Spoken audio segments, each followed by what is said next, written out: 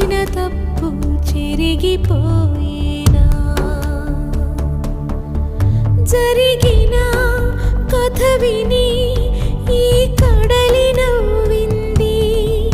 మమతకే తగనని తొలిసారి తెలిసింది నల్లనివన్నీ నీళ్ళని తెల్లనివన్నీ పాలని అనుకున్నా గనుకే కుమిలిపోతున్నా నేను చేసిన తప్పు చెరిగిపోయి